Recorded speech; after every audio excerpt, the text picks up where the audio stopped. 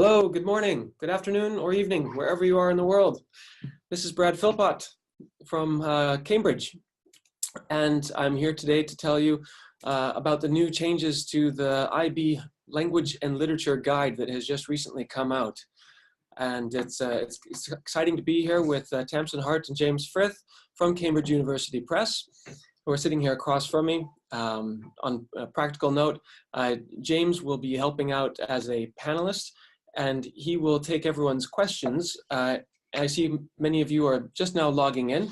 The attendees number is going up quickly. So I'll wait a moment before I introduce myself and start. But on a practical note, again, we're using Zoom, and if you look at the Q&A box at the bottom, you can ask your questions there. There's also a chat box which is less formal, but James will be taking your questions from the Q&A box and asking those to me here. Just to give you a little overview, it's a 30-minute webinar. It might go over by a few minutes. It's a guide to the guide. For those of you who are new to this new guide, I think we all are in some sense. So my name is Brad Philpot. As I said, I'm the author of English A Language and Literature for the IB Diploma. And that is a course book from Cambridge University Press that will come out in August. And besides authoring textbooks, I also examine mark papers for the IB, and I lead workshops. So I'm going to switch over to screen sharing mode so you can see my PowerPoint. So I'll go ahead and start from the beginning. A guide to the guide. It's always good to start with why we do what we do. And if we see in the guide that there are about 10 learning outcomes or aims, I've boiled those down to 4. In brief, just to generalize a little bit, we see that it's a course in textual analysis. I think maybe a better term is communication arts. That's how I like to think of the course. Our goal is to help students develop their powers of expression, and creativity is certainly a part of that.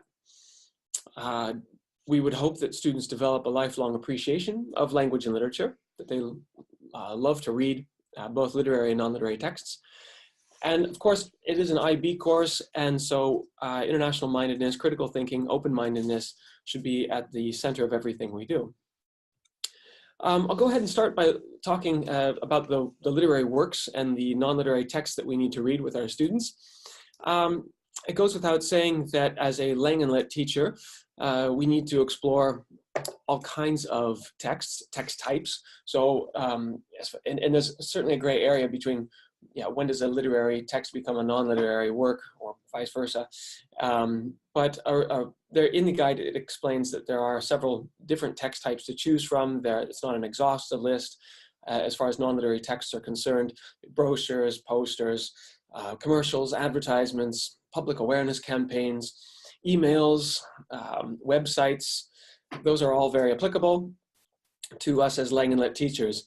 And 50% of our teaching really should be around non-literary texts. As far as literary works are concerned, and you'll notice I use those terms, text and work. When the IB says text, they mean non-literary, and when they use the word work, they mean literary. Students at standard level read 4 literary works, and students at higher level read 6 literary works. You'll notice an acronym there called PRL, that's Prescribed Reading List.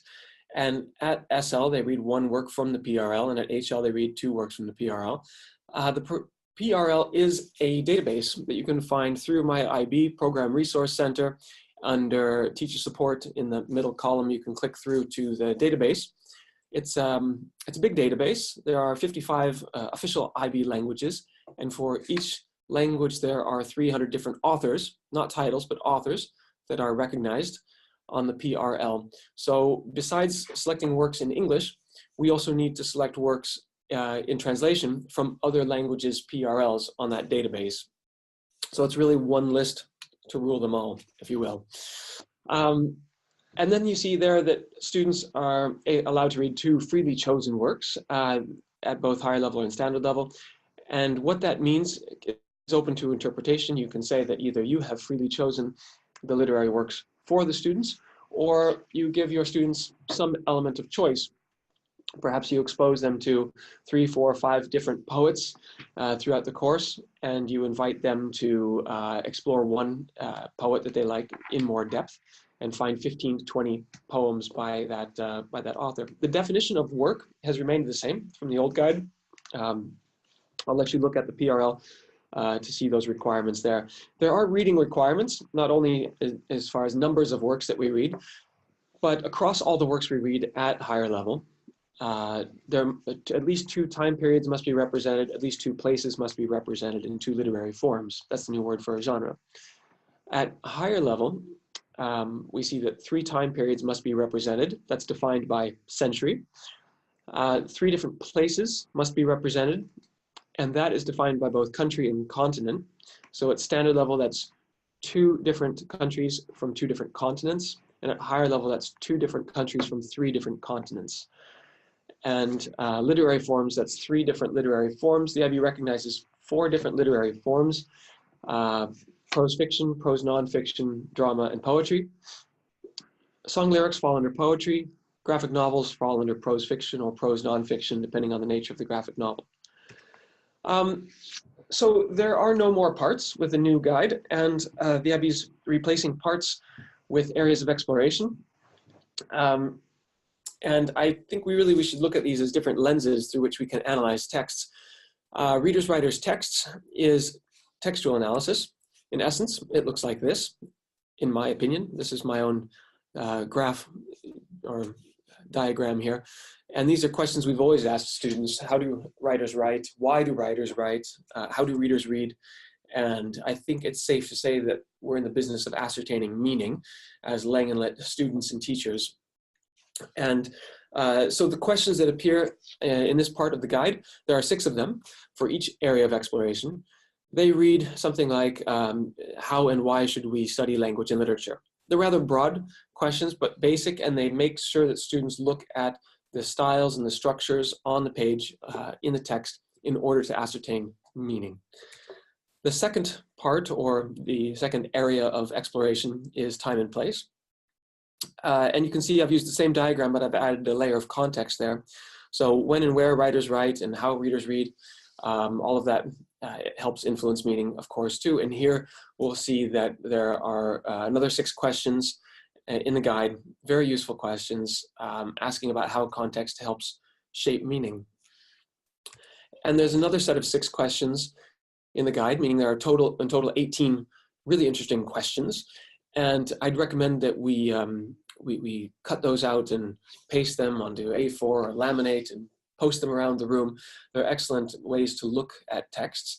The questions about intertextuality encourage students to compare and contrast texts. And they also help students look at texts within texts, another form of intertextuality. There's a lot of confusion, I realize, around intertextuality. If you Google it or look it up, you'll find that it's a stylistic feature, really, that a lot of stylistic features use. So allusion, pastiche, parody, spoof, homage, those types of texts, or that type of technique is a form of intertextuality. There are some really interesting questions there again for us too.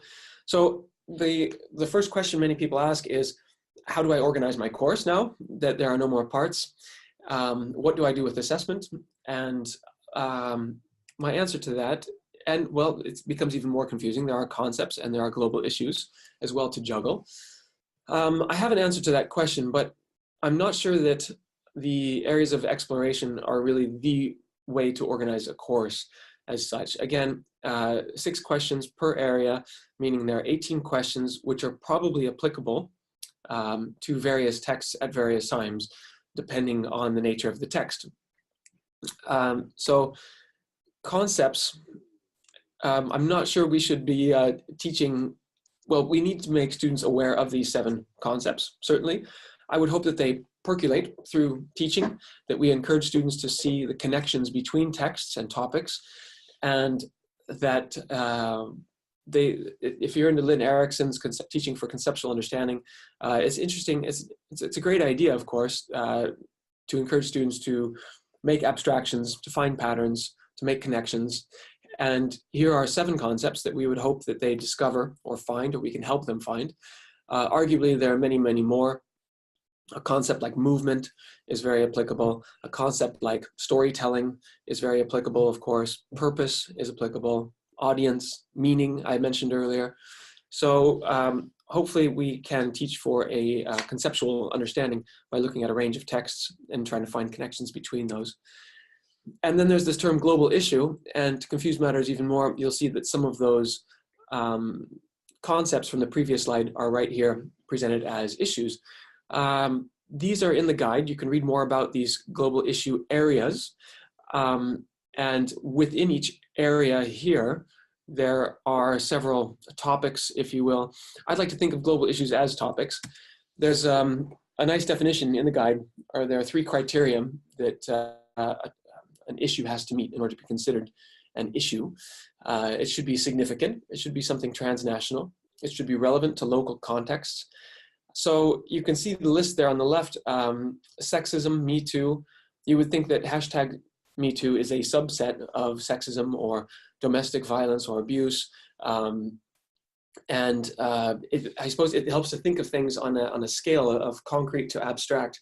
And maybe in the clouds we have something like concepts, themes, issues, topics, and the more concrete you get, we can start to think about real life situations. I know I sound like a TOK teacher, but wherever we pitch our teaching and learning, it needs to be meaningful to students. So if you walk into the class and say it's September, it's Racism Month, it might sound a little bit weird, but if you present an interesting collection of texts that students find engaging, and we encourage students to go out and find even more texts along those lines, or according to that theme or topic or issue, whatever you want to call it, then I think we're engaging our students and again, achieving our aim of getting them to take an interest in reading and writing. So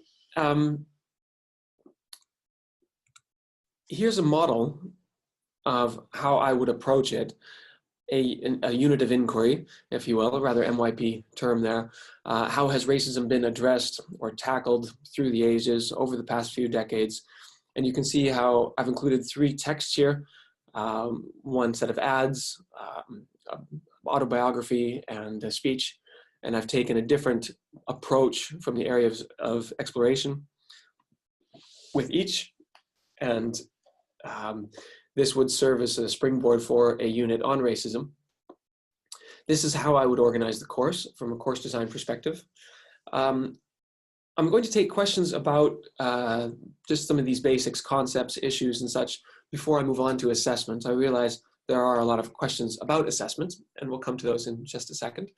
There are no questions in the Q&A box, but I do encourage you to use that if you do have a question, and James will take that. And just on a practical matter, I know some of you are wondering if the slides will be made available. The answer is yes. A recording of this will also be made available for those who have missed it.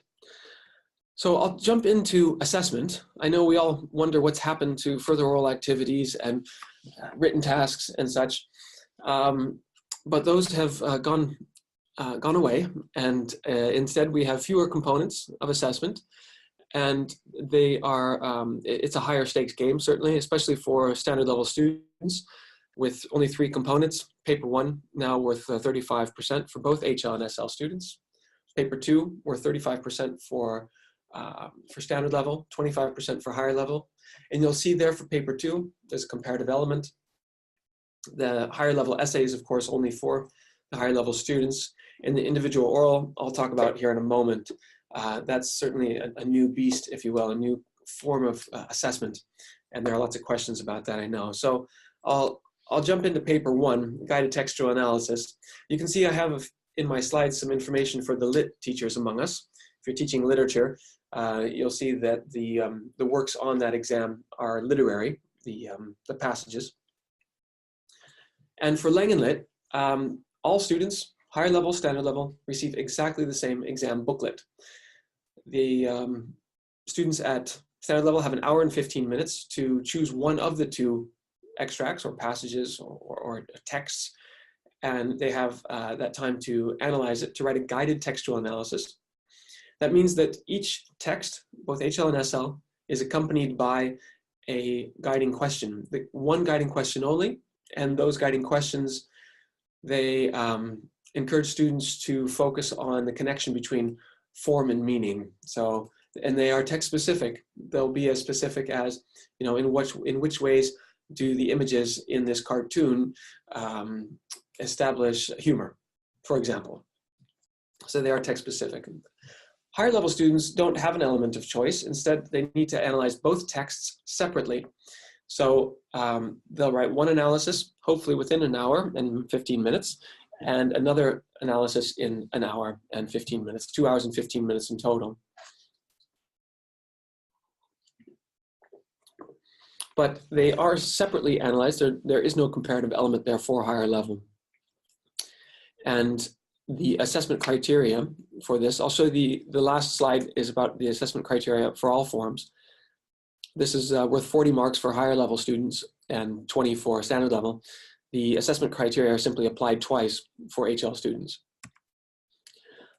So paper 2 comparative commentary is exactly the same for the literature students and the language and literature students worldwide. That means there are about 75,000 students sitting the exact same exam. And when you open up that exam paper, you'll see 4 essay questions. And those essay questions invite students to compare and contrast 2 works that they have read and answer the question. So those are 2 works that the students must not have used previously on the individual oral or the HL essay. That touches already upon the double dipping rule, which I should mention, and that is that works are not used twice. Let's put it that way for different components of assessment. You'll notice that it's gone from 2 hours at HL down to an hour and 45 minutes, and it's gone up from an hour and a half at SL to an hour and 45 minutes. So I think arguably this is one of the more difficult tasks, if not the most difficult component of assessment, if I can say so myself, to compare and contrast 2 works and answer a question in an hour and 45 minutes, writing by hand. It's a tough skill. I'm not sure when we did that last, but yeah, I feel for the students here a little bit. It's hard work. Yeah, so it's important to identify quite early in your course design which works could potentially be compared and contrasted for this paper 2, and to work on essay writing, comparative essay writing with students in relation to those works in class already, even though you don't know the exam question. The HL essay for higher level students only, that is like a shorter extended essay. It's 1,200 to 1,500 words. It's based on a line of inquiry, which is like a research question. And I've put in parentheses there, it's based on a concept from the guide. There are 7 concepts, as I showed you earlier. And these concepts, they can be shoehorned into these questions, these research questions quite nicely, and should be, because they'll encourage that higher order thinking throughout the essay. So for literature students, this needs to be based on a literary work. For us Lang and Lit teachers, the essay can be based on a literary work, 1, or 1 or more non-literary texts.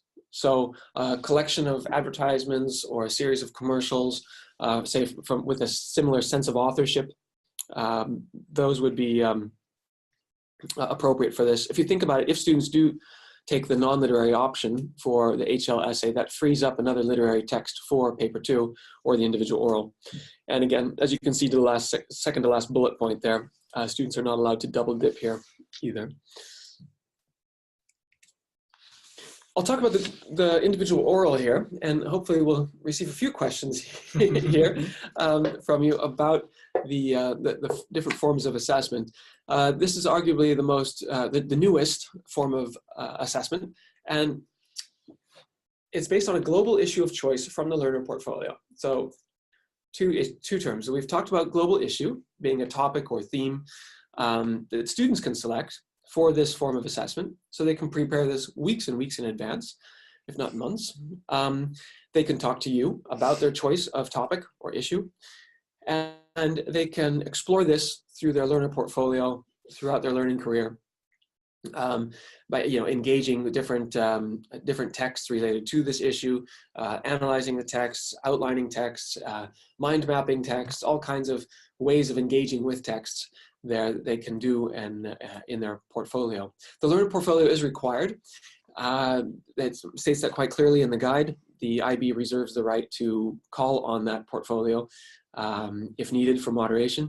I think the likelihood, it's not very likely.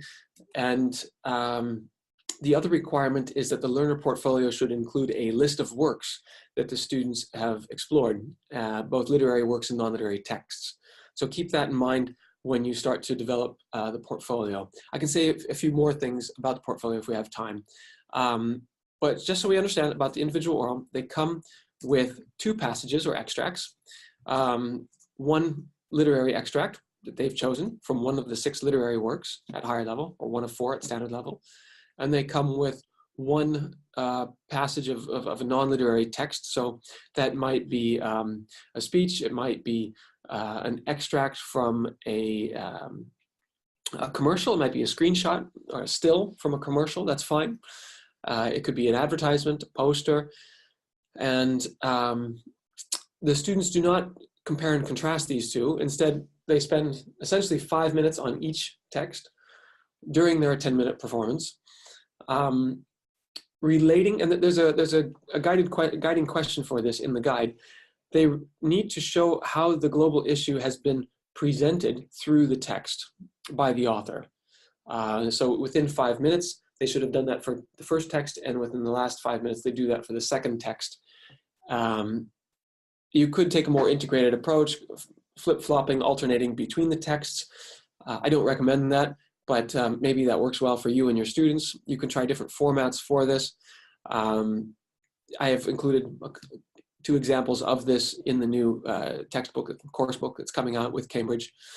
It is all prepared outside of class, so students might sound a little bit rehearsed during their performance, and that's okay to some degree. We don't want them to read out loud from their 1-page outline. Yes, they can bring a 1 page of bullet pointed notes into the exam room. The 2 passages must not be annotated, so the bullet points certainly help. It's important. I also recommend here fiddling with formatting a little bit, using italics, bold, underlined, arrows, symbols, so that the examples, the quotations jump off the page, and students have a plan. It's linear. They start at the top, end at the bottom. To me, that just makes a lot of sense. It'll help them organize their presentation and make it more effective. There is a 5-minute discussion. In theory, this is a chance for you to spend 2.5 minutes talking to them about one text and 2.5 minutes with them talking about the other text. In practice, though, I think what we'll find is students might compare. We might be encouraging some comparison during the last 5-minute discussion. We may spend more time on one text than another. But the point is to get students to elaborate on what they have already said, to notice more, to be perceptive, without asking leading questions or questions that are too knowledge-based or focused. Quizzing them, if you will, is not appropriate for the subsequent questions in the 5-minute discussion. So, assessment criteria. We have a question. We do have a question. Mm-hmm. Oh, that's great to hear. So the individual oral, will the outline that students put together, will that be submitted to the IB? Yes, it will be. If a sample is called upon for moderation, then students will have to submit 2 clean copies of the, or as I say, clean copies of the texts of the stimulus material and the outline. There's a form, there's an IB form for the outline as well that will have to be uploaded to IBIS. That was the only question. You're an easy crowd. I see here the assessment criteria. I don't mean to generalize too much, but essentially all 4 criteria are the same for each component. There are slight and important differences for each criterion. So for example, understanding and interpretation, criterion A, for paper 1 is about finding inferences in unseen texts. Understanding and interpretation for paper 2 is about making inferences with relation to the literary works but in relation to the exam question as well. You'll notice that for paper 2, criterion B, response to question, has disappeared. Instead, that has now been integrated into A.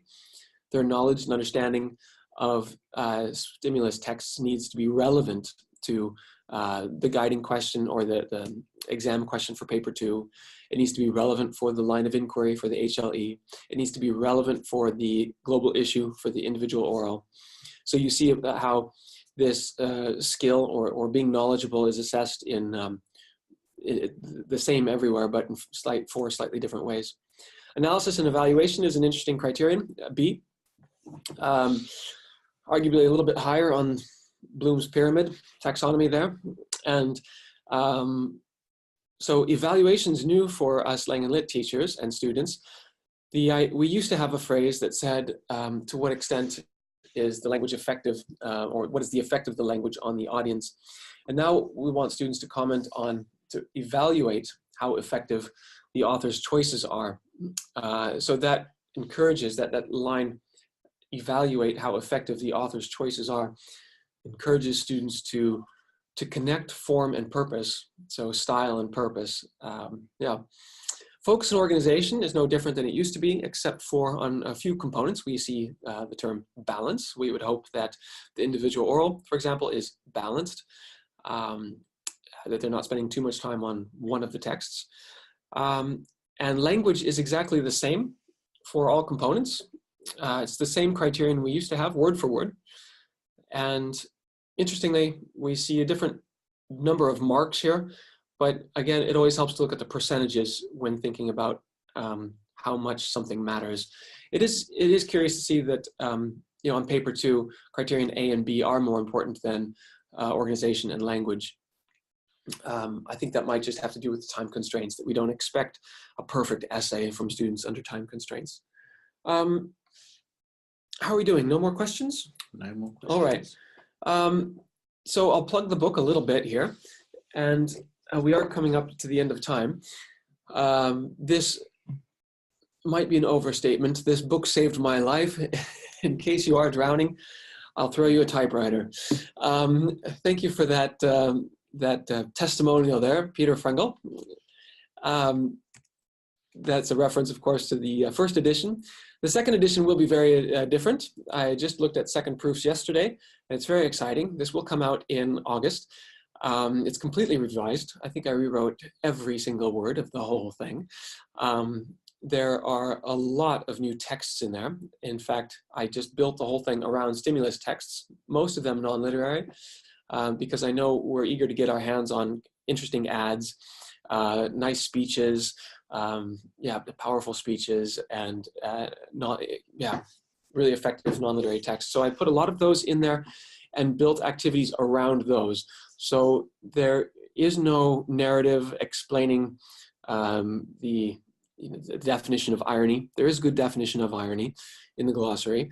And there are activities that help students discover their own definition of irony in relation to texts.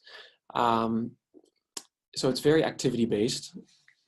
There is a digital version on the Cambridge Elevate edition.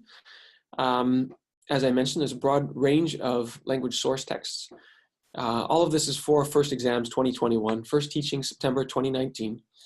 And because it's activity-based, I could make the whole course book from beginning to end about 21st century skills, about life skills or global competencies, whatever you want to call them.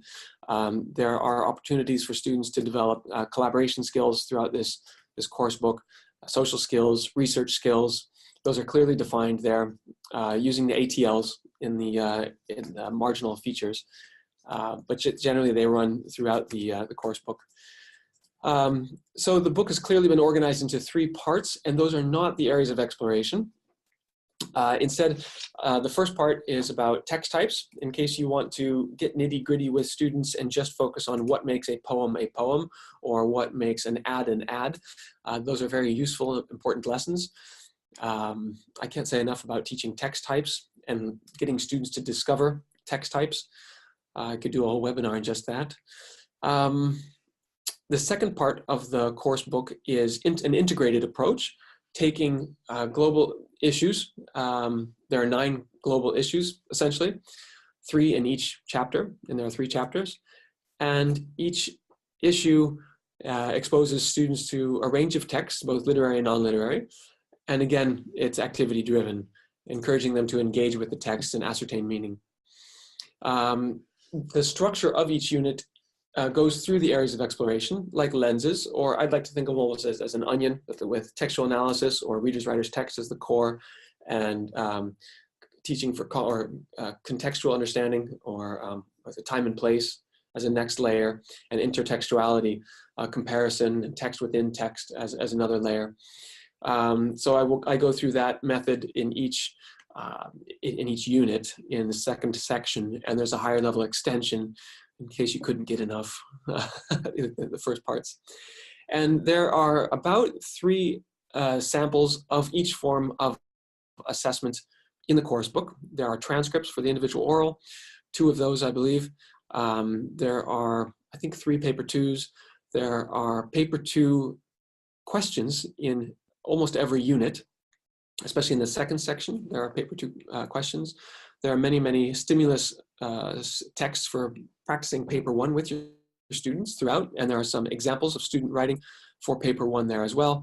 And the HL essay, I think there are 3 of them, if I'm not mistaken, or two of them, one on Persepolis and one on blackberry picking. Yeah, the concepts are integrated throughout. The guiding questions from the areas of exploration, they appear throughout. So it's a very integrated approach. Yes, I would like to think there's a clear explanation of everything. Schemes of work. This is about the teacher's resource, which will come out soon as well. Mm-hmm. And that was written by Tim Brzezinski and David McIntyre. And we're looking forward to that as well. There are schemes of work, including PowerPoints, that help you tackle some of these units together with your students. If you have questions about this course book, about the new guide, feel free to contact Cambridge. Technical questions about the guide, I'm sure they'll forward through to me, and I'd be happy to look at those and reply to you. Is there a question? Do we see a question? A few questions. A few, okay. So Nimat says, how do you expect the course outline to be designed according to the new guide now that there are no parts? Yeah. So Nimat, I really think we should take a topic by topic approach. That's my personal opinion after having gone through the guide a few times and developed some course materials. I think taking a kind of a topic, literary text or literary work, topic, literary work. As I said earlier, it's not crazy to tell your students it's September, it's Racism Month, it's October, it's Feminism Month. The isms tend to work really well as kind of guiding global issues to take you through the course. Assessment-wise, I really recommend having done a mock of each form of assessment within the first year, getting the final individual oral done before Christmas of the second year for the May session schools. Those are just some kind of standard procedures. Try to plan backwards from the exam, reading the literary works that will tie into that paper too, in the months leading up to May of the second year. That just makes a lot of sense. Yeah, from a curriculum design point of view. So instead of connecting parts to assessment components, I really recommend connecting works to assessment components and involving the students in the choices that are made there for that. I hope that helps you there, Nimat. Zara then asks about the learner portfolio, guidance format, how much? Yeah, good question. I think we can do a whole webinar just to learner portfolio. It's a useful tool. It helps to think about a learner portfolio in 2 ways, either a showcase of best student work or a process journal in which you can see their personal growth and engagement with different texts. We want to involve students in the hunting and gathering of texts, so that's a place for them to do that, certainly. Having a portfolio conversation with you at the end of every month might be a good idea, where they show you the different sections that they're developing. I would say a section in a portfolio is essentially a global issue that they're developing. Tagging of texts is something you can do when the portfolio is digital in certain bits of software. Blogging software allows you to tag. Evernote allows you to tag. These are tools, notebook tools, if you will, that allow you to organize your ideas. And the guide says that students should select a format that works for them, but I think you need to help them select a format that works both for them and you, so that when your students submit work, it's understandable. It's that you can find what they're talking about. If that means a Google Drive, if it means Mahara, interesting portfolio software I've been looking into, mahara.org, I think it is. You can download that, put it on your school server if you want, fiddle with it. Very powerful stuff. So I hope that it scratches the surface there. I know, Zara, but I hope that helps. And Detalina, getting into assessment, asks about the higher level essay, asking, does it substitute written task 2 as it is now? A little bit, yeah. It's in the same spirit. Whereas with the current, or in the dying guide, with written task type 2, we see that the IB has prescribed 6 questions there, and students can choose 1. And now we want students to design their own line of inquiry or research question, and that opens it up. It makes it a little bit, yeah, how should I say it? It allows for more learner autonomy. Yeah, it involves them more in the research process. It's along the same lines as the old written task 2, though, certainly. And then Claire asks, can you repeat again where graphic novels are included? I suppose depending on the nature of the graphic novel, it's either prose fiction or prose nonfiction, prose other than fiction. It's a tricky one. I mean, I think arguably there are 6 literary forms: poetry, drama, song lyrics, prose fiction, prose nonfiction, and graphic novels. But I suppose we need to slot it in where it makes most sense. Those graphic novels, prose fiction, prose other than fiction. If it's a biographical, Persepolis, maybe prose nonfiction. Yeah. We don't have any more questions at the moment. I'm just going to ask on the chats. I'd just like to know whereabouts you're from in the world. So I've just posted a question on the chat.